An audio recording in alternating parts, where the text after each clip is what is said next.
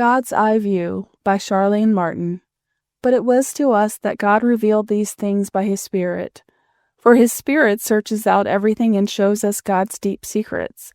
And we have received God's Spirit, not the world's spirit, so we can know the wonderful things God has freely given us. 1 Corinthians chapter 2, verses 10 and 12. Prepare them for transition. What did God mean? Each time my husband Don and I attended our denomination's annual conference, God showed us the next steps to help our church in renewal grow. God spoke to us separately, and when we talked together afterward, we found He had told us the same thing. That year, God surprised us. Our micro church of seniors had worked hard but resisted growth beyond 30 people. Don shared what they needed for healthy growth. Let's replace the picture of Jesus with a cross because our visitors aren't all white. But Pastor, our church's matriarch stated, that portrait came from our original church building downtown. This museum piece of Jesus overlooked our congregation. They left downtown during the 1960s segregation, relocating outside city limits. A white Jesus portrait epitomized their culture's angst. It stays.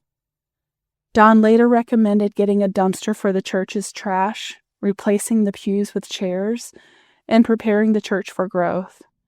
They couldn't grasp what God showed us. God peeled their fingers loose of the earlier church leaders' deeds without a pastor. This faithful remnant prayed for its revival. God's message to prepare them for transition was to close the church. We helped them grow spiritually for God's next steps for each one, and God called us to a church far away. Another church bought the property and made the improvements God had shown us. When we retrieved our remaining items from the garage, we noticed a dumpster beside it. The new pastor invited us inside. In the sanctuary, a cross hung in the place of the picture of Jesus, and they had plans to replace the pews with chairs to facilitate their rapid growth. They did what God showed us, but our members refused to do it. Unlike our small church, which mistakenly followed its culture's wisdom, Paul instructed the Corinthian church to follow God's wisdom. Corinth, a bustling seacoast city, was a religious mosaic. In 1 Corinthians chapter 2, this fledgling church learned that God's wisdom is greater than their culture's wisdom. They must forego conventional thought to get a God's eye view, spiritual awareness of what God wanted for them. The Holy Spirit would give them the mind of Christ if they would seek Him for wisdom. People's personal beliefs often drive culture's wisdom, differing from God's.